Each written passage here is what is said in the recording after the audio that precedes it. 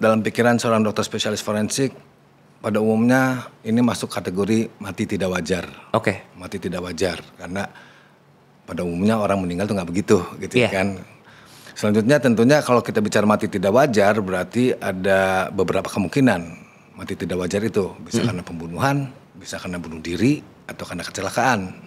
Bahwa pembuktian ilmiah adalah penting. Iya. Karena tidak berdasarkan asumsi, tapi harus bisa dibuktikan. Dan itu bisa diuji lagi kok, gitu ya kan. Jadi nggak bisa asal-asalan. Dan di era sekarang ya harusnya seperti itu.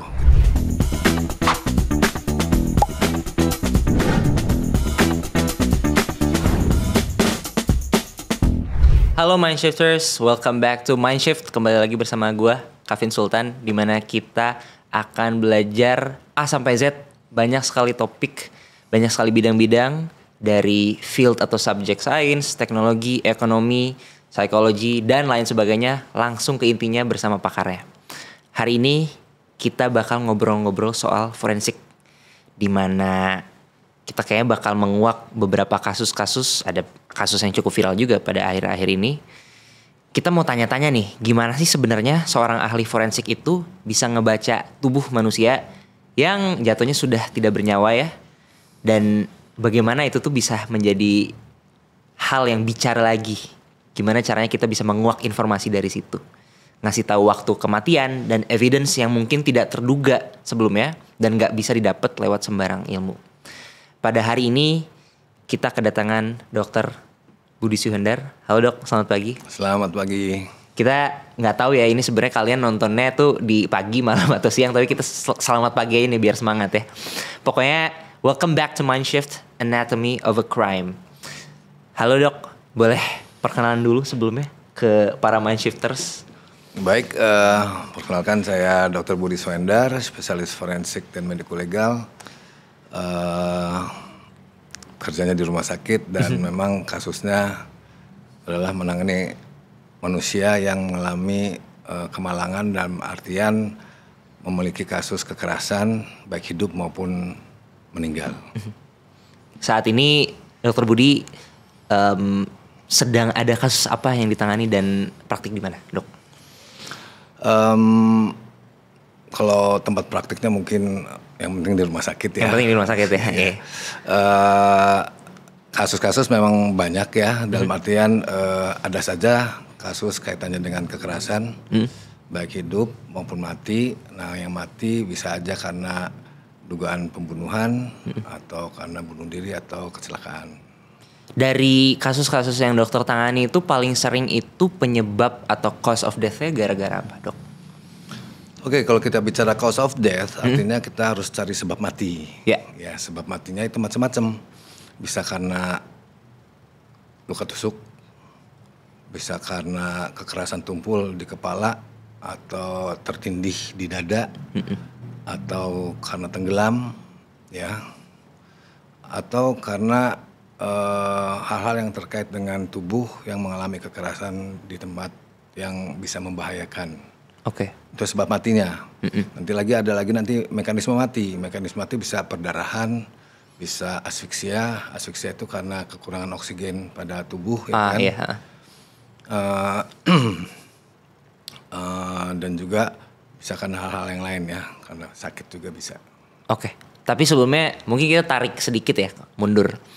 Buat para Mindshifters, sebenarnya yang dilakukan oleh dokter nih dalam satu sekelumit kalimat yang ringkas gitu ya, apa sih sebenarnya yang dilakukan seorang ahli forensik tuh, kayak from start to finish, dan bagaimana biasanya kelihatan itu seperti apa gitu? What does it look like bekerja di dalam bidang ini? Yang kita cari adalah utamanya tujuannya ya, tujuannya membantu para korban untuk mendapatkan keadilan melalui bukti-bukti yang kita dapatkan pada tubuh mereka. Ya, karena itu adalah barang bukti yang bisa berbicara, gitu ya. Jadi udah disampaikan nih, misalnya korbannya meninggal gitu ya kan. Nah orang yang meninggal itu nggak akan bisa mengadu ke polisi. Iya. Ya tentunya. Dan andaikan dia mungkin hidup, dia pasti tidak mau nasibnya seperti ini, gitu ya. Dan dia nggak akan bisa mengungkapkan itu. Berarti harus ada penerjemah yang bisa menerjemahkan kepada pihak yang berwajib apa saja yang dialaminya.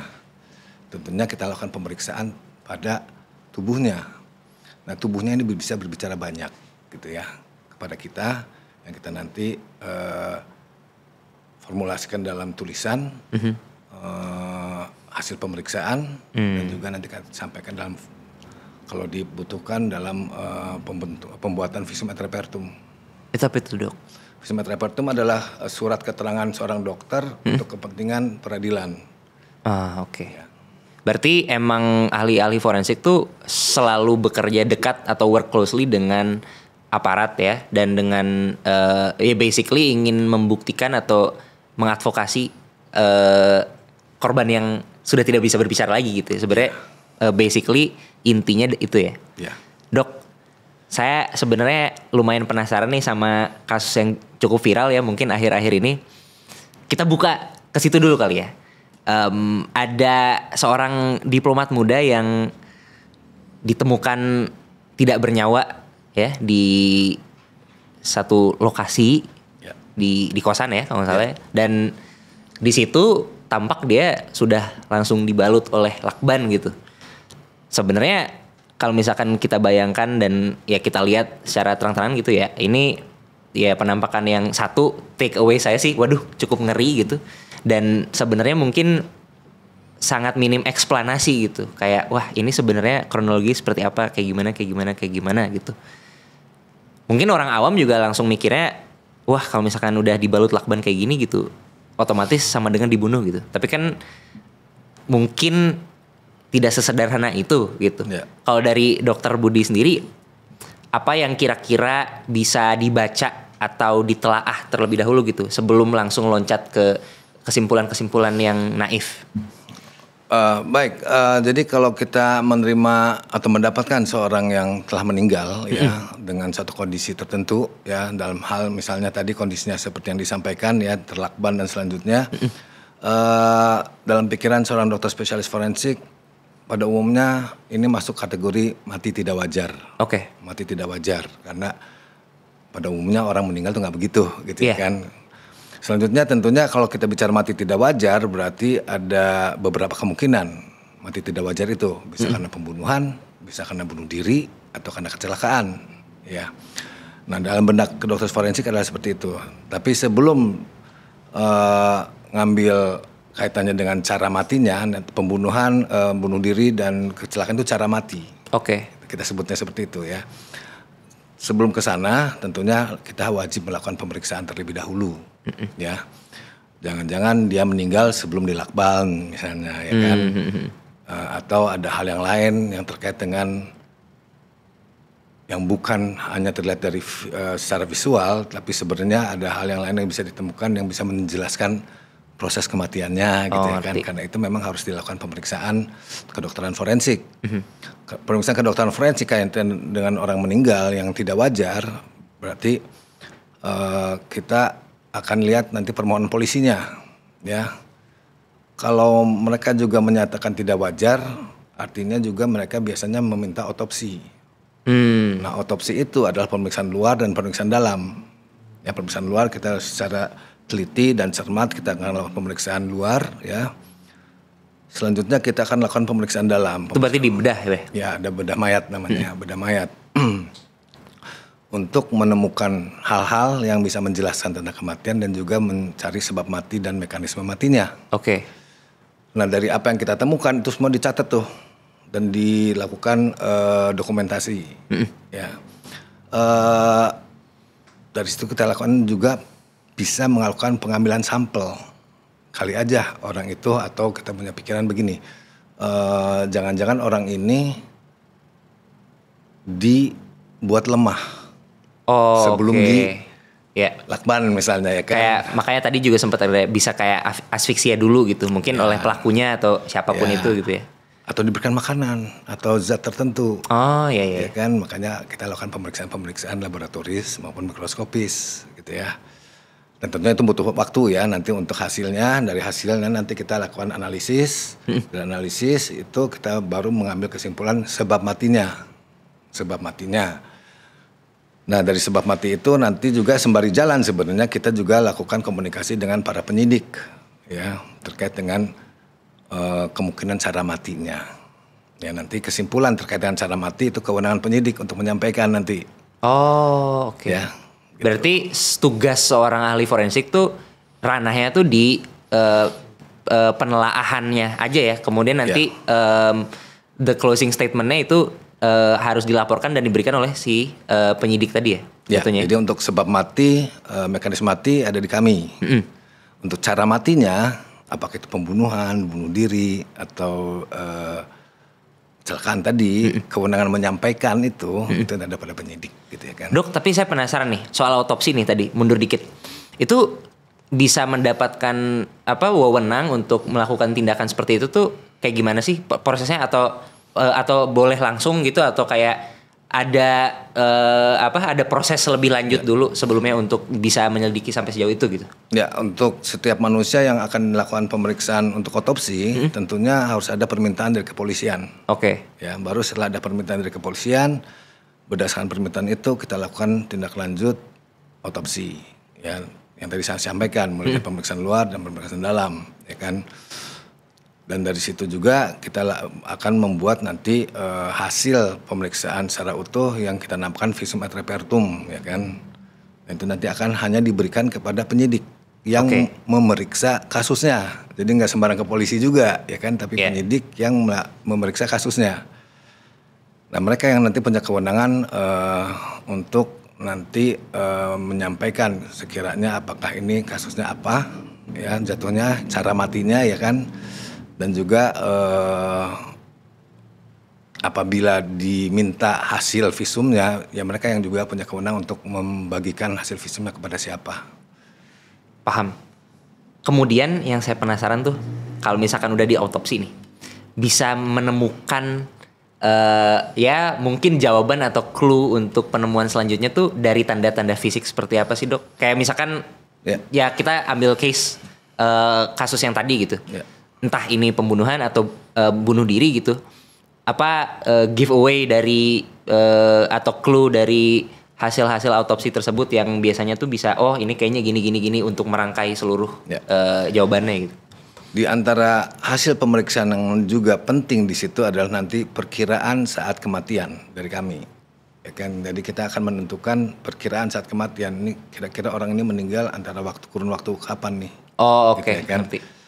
Nah, itu penting buat penyidik untuk untuk nanti mencari bukti-bukti kira-kira di waktu sekitar itu kejadiannya ada apa aja. Nanti kan mereka mencari bukti-bukti di TKP dan juga melakukan penyelidikan ya. Iya, CCTV dari evidence dan lain-lainnya kan, gitu. Untuk mencari ada nggak unsur tindak pidana atau enggak gitu ya. Iya. Gitu. Dan tentunya kalau kita juga menemukan misalnya ada zat tertentu yang membuat orang ini dilemahkan atau bahkan misalnya sebenarnya sudah meninggal dulu baru dilakukan tindakan tadi itu juga ketahuan nantinya. Kalau dari pengalaman Dokter Budi sendiri, apakah ada tanda-tanda yang menunjukkan ini bunuh diri atau sebaliknya?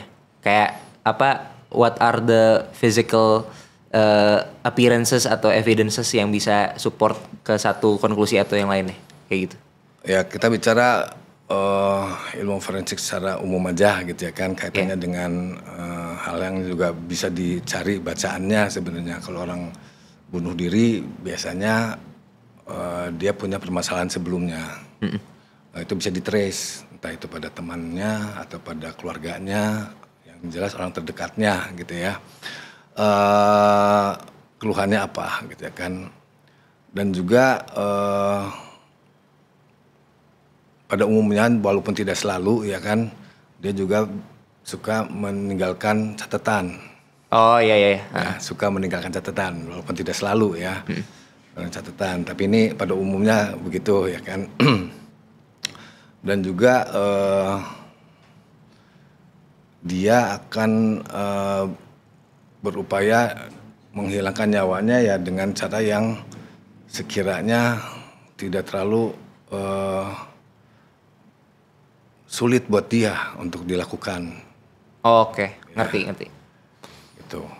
Itu beberapa clue, ya, ya, beberapa beberapa clue clue. jatuhnya. Yang bisa kita lihat misal pada pemeriksaan TKP atau yang kita atau ruangannya biasanya itu tidak berantakan, atau maksud saya berantakan itu tidak terjadi Nggak ada struggle gitu. pergumulan atau apa gitu ya kan, orang tuh melawan atau enggak gitu. Jadi tetap kondisinya rapi, mungkin nggak ada barang-barang yang hilang ya kan, atau selanjutnya gitu ya.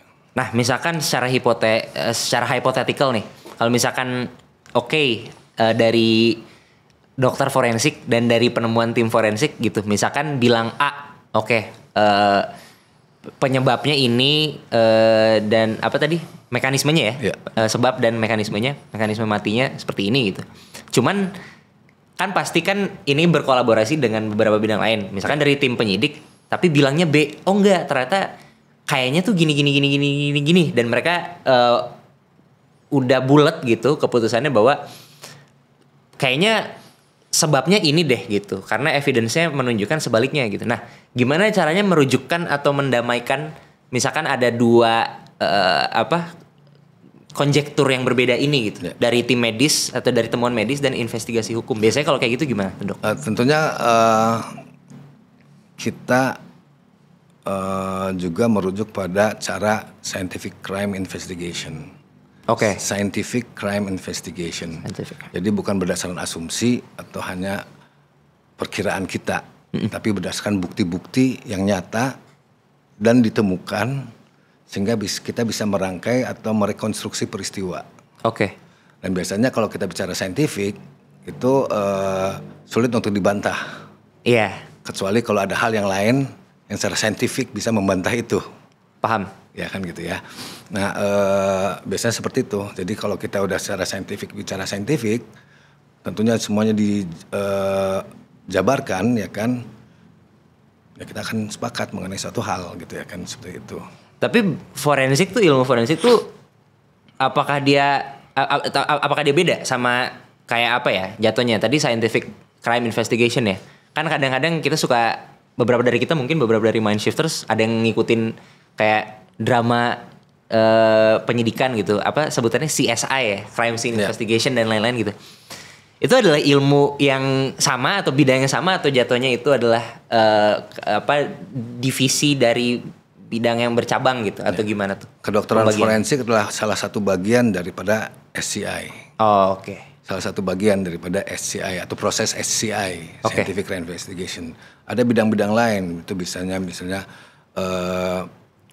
farmakologi forensik, kaitannya dengan obat-obatan misalnya, atau kaitannya dengan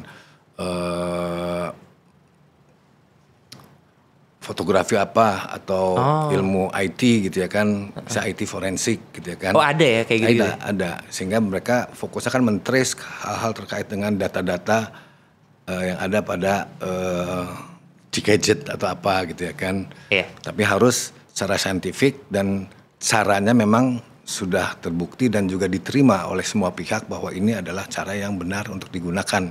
Berarti emang sifatnya tuh beragam divisi tersebut ya, beragam rumpun ilmu tersebut tuh ya bersatu ya basically beda fokusan dan beda apa. Ya, misalnya di TKP ketemu obat.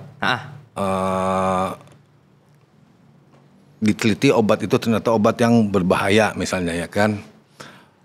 Tapi apakah obat itu menyebabkan mati orang ini?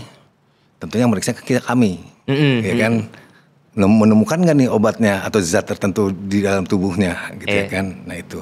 Nanti kalau ada kesesuaian misalnya antara temuan kami pada tubuh ternyata juga mengandung unsur obat itu dengan dosis yang juga mematikan, berarti bisa disandingkan tuh bahwa ada persesuaian tuh antara ada obat, match lah ya, ada asosiasi lah antara gitu itu ya kan, gitu ngerti. Ya menarik.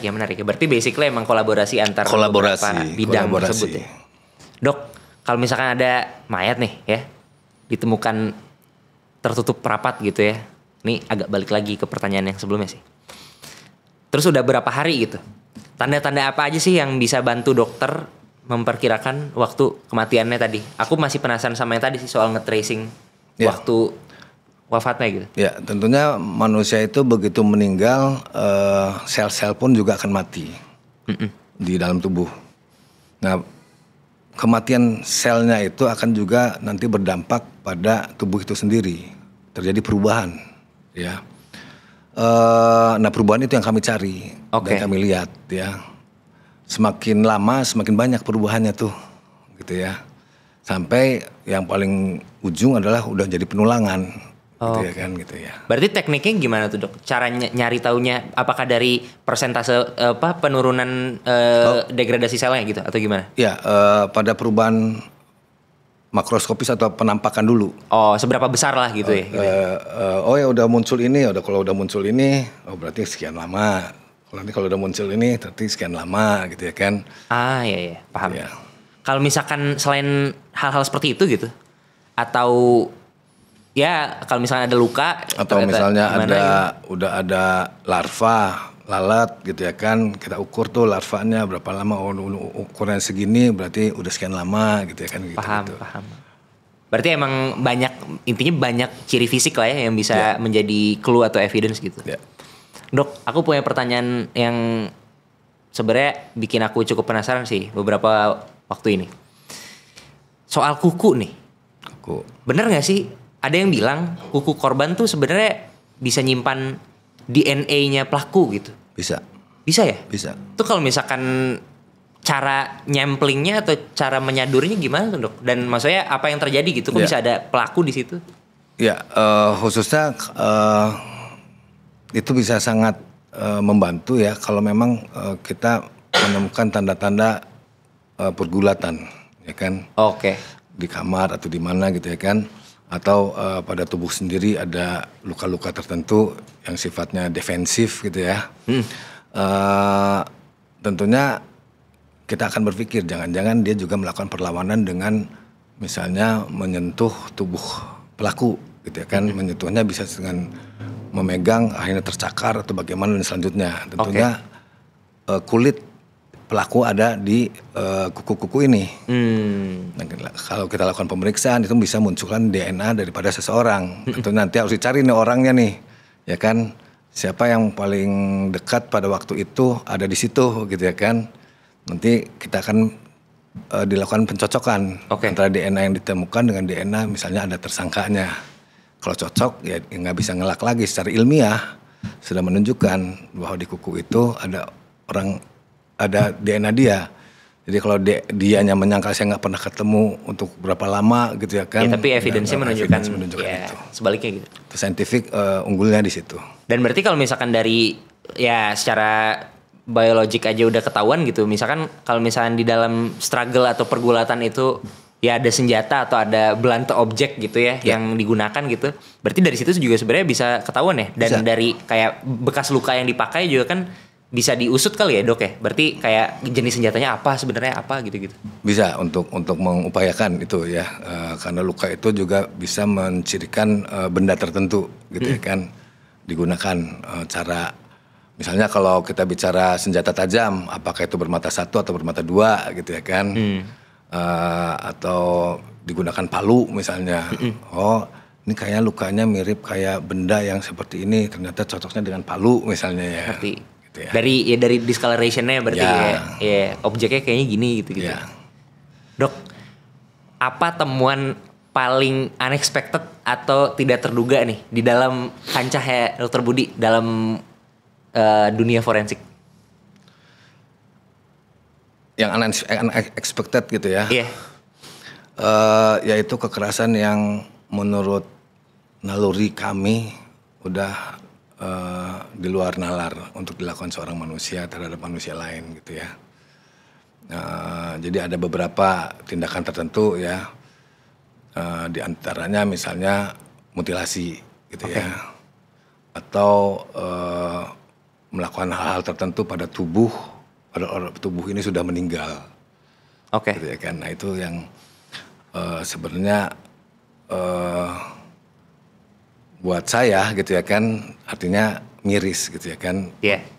Membunuh manusianya aja udah miris. Ditambah lagi dengan hal-hal tertentu bisa pada jadi, tubuh orang itu. Kekerasan seksual atau apa gitu ya. Tapi itu lagi menunjukkan nanti sifat atau profil daripada pelaku nantinya. atau motifnya apa gitu ya kan, bisa larinya ke sana nantinya dari apa yang kita temukan gitu ya. Iya ya. Ya tapi kalau kayak gitu-gitu ya, ya bener sih kata dokter, cukup membuat saya sedang menginternalisasi juga, bener juga ya. Jadi itu sangat menunjukkan karakter ya jadinya ya, karakter dari pelakunya ya. Dan apa ya jatuhnya ya,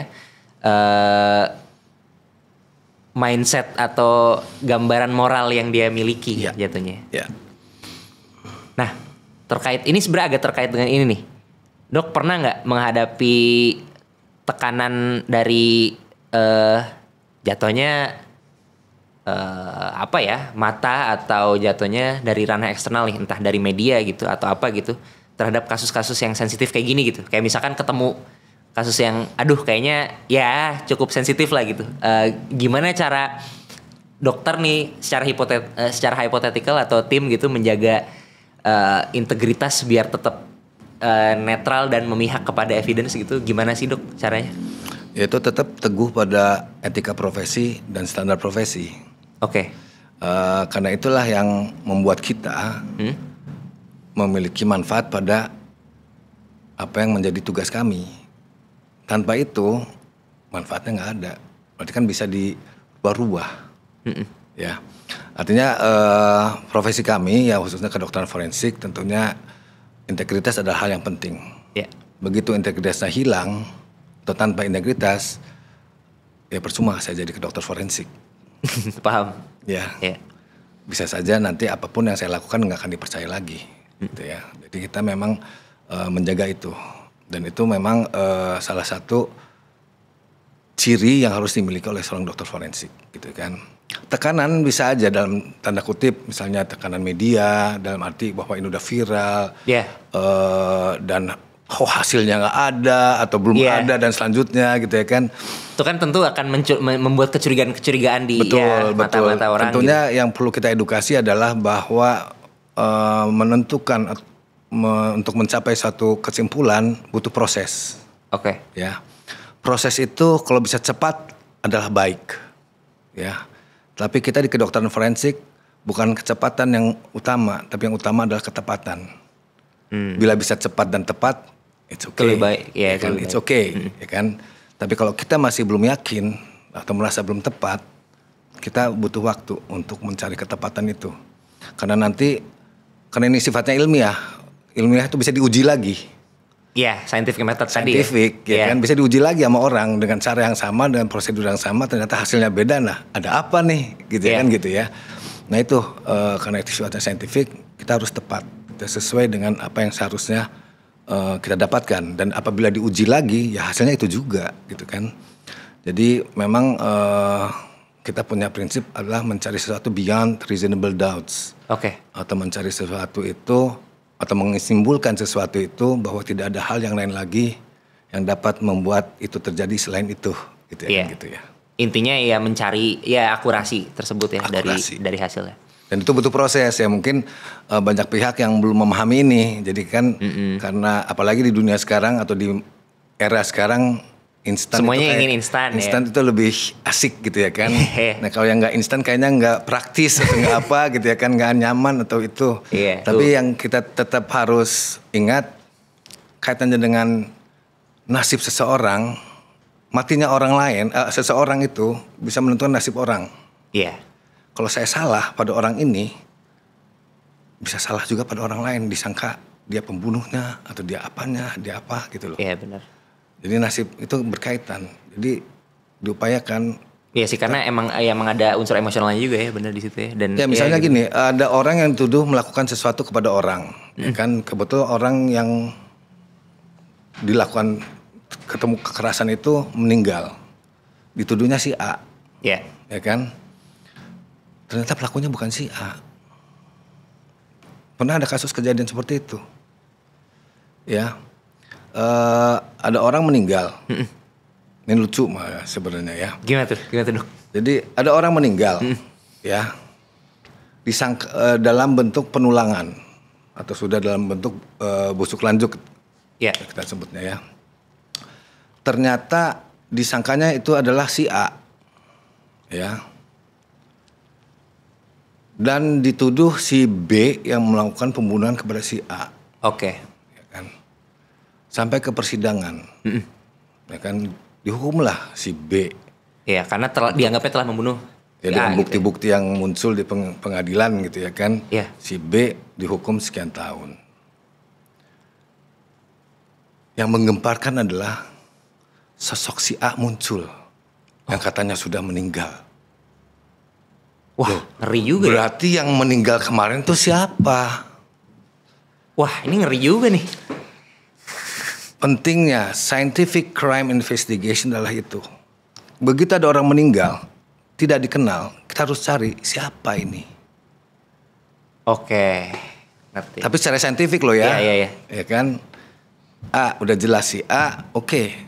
Berarti apa yang terjadi pada si A? Kekerasan, dugaannya misalnya pembunuhan. Siapa pelakunya? Ada nggak bukti-bukti yang terkait langsung dengan peristiwa, ya kan? Dan ternyata si B memang tidak pernah melakukan itu. Orang lain lagi berarti ya pelakunya. Akhirnya si B dibebaskan. Gitu ya. Intinya gitu. Wah, itu menarik banget sih. Nah, tapi itu bukan A mati suri kan? Bukan tiba-tiba. Bukan. Emang ternyata korban lain ya? Ini udah di dokumen persidangan udah menyatakan ini si A. Ini artinya si A itu udah dianggap meninggal. Ternyata dia bukan lah. Ternyata dia masih hidup. Gitu ya. Nah ini penting untuk kita sampaikan ya di forum ini mungkin ya para pemirsanya bahwa pembuktian ilmiah adalah penting. Iya. Karena tidak berdasarkan asumsi, tapi harus bisa dibuktikan. Dan itu bisa diuji lagi kok, gitu ya kan. Jadi nggak bisa asal-asalan. Dan di era sekarang ya harusnya seperti itu. Kita tidak bisa lagi menuduh orang ujungnya jadi fitnah. Orang jadi tersiksa atau menderita. Saling tuding lah. Karena dituduh bahkan harus menjalani suatu hukuman yang dia pernah lakukan misalnya karena suatu hal gitu ya kan. Makanya pembuktian ilmiah adalah penting. Di dalamnya adalah salah satunya ya kedokteran forensik ini kaitannya dengan manusia ya kan. Tentunya perlu dipahami juga bahwa proses itu penting untuk dilakukan dengan cermat. Karena harus dilakukan dengan cermat butuh waktu. Benar. Ya, jadi nggak bisa instan gitu ya. Harus dengan pendalaman dan bukti-bukti ilmiahnya yang muncul juga ajak gitu ya. Itu kan? itu penting banget sih. Dok, satu pertanyaan nih sebelum kita sedikit bridging ke penutup. Aku penasaran sih, ini mungkin agak nyebrang ya, tapi kalau misalkan sedang menyelidiki atau sedang menelaah gitu suatu kasus gitu, tentu kan misalkan yang dari korbannya sendiri gitu sudah meninggal, kemudian pasti muncul respons atau reaksi dari lingkungan sekitarnya gitu. Entah dari keluarganya atau dari kerabat, keluarga dan sahabat dan lain-lain gitu. Kan pasti akan ada shock juga lah ya di lingkungan sekitar sosialnya korban gitu.